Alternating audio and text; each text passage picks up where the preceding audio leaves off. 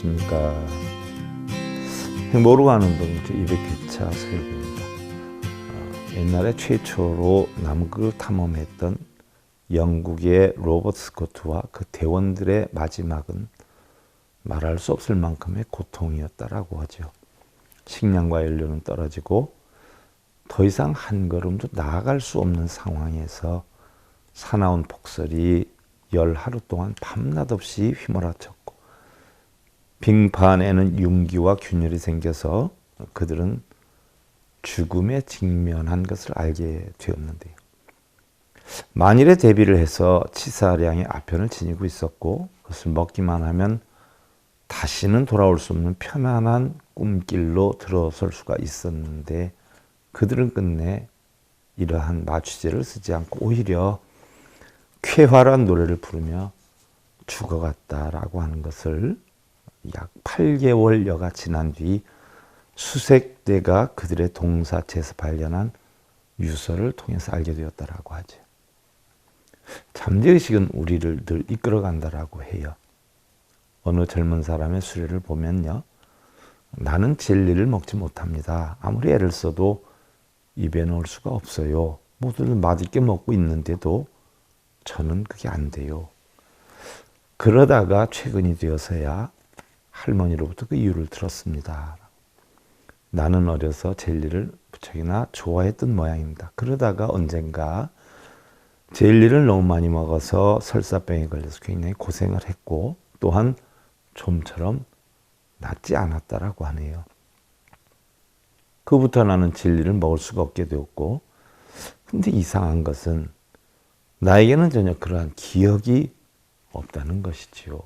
라고 했는데 그렇다는 것이죠. 잠재의식이라는 것은 의식하는 마음, 즉 현재의식이 까맣게 잊어버린 것도 잊어버리지 않는다라고 해요. 예를 들면 고등어를 먹고 중독이 되었던 일을 잠재의식은 정확하게 기억을 하고 있다가 눈에 고등어가 보이면 곧바로 방어 반응을 일으킨다고 하죠. 이와 같이 우리 잠재의식은 하루 24시간 내내 쉬지 않고 활동을 계속하면서 한번 받아들인 것은 결코 잊어버리지 않고 우리를 끊임없이 바꿔간다라고 하죠. 그렇게 잠재의식의 명령을 할 때, 즉 무엇인가를 단정할 때에는 무의식 중이라고 하더라도 자신에게 불리한 말이나 생각을 해서는 아니 된다는 것이죠. 만약 나는 커피를 마시면 3시까지는 잠잘 수 없어 라고 하는 사람은 결국 자기 잠재의식에게 자신의 몸에게 새벽 3시까지 잠을 자지 마라라고 명령을 하는 것과 같다는 것이죠. 그러기에 그런 사람은 새벽 3시까지는 잠을 잘 수가 없게 되고 또 1시나 2시경에 잠이 오다가도 이상하네. 내가 오늘 3시까지 잠이 안 올 줄 알았는데 하는 생각으로 다시 깨어나서 정작 3시가 되어서야 편안한 마음으로 수면에 들어갈 수가 있다는 것이에요.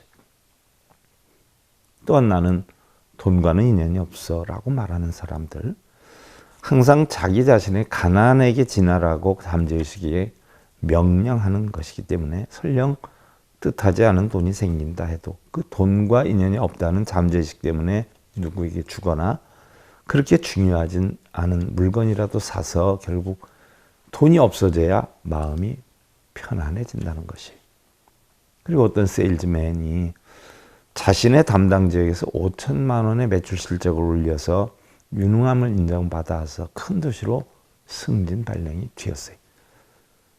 근데 무척이나 많은 매출을 기대를 했는데 그곳에서 역시 5천만 원의 실적만 올릴 뿐이라는 거죠.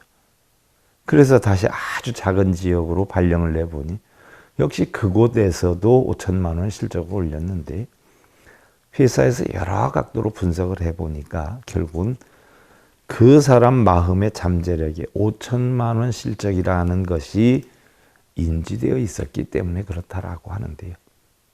우리는 무엇이든 생각하는 대로 마음 먹는 대로 이룰 수 있다는 걸 잘 아시고요. 자, 다음 시간에 살펴보기로 하고요. 행복으로 가는 동행 제200회차 서일복이었습니다.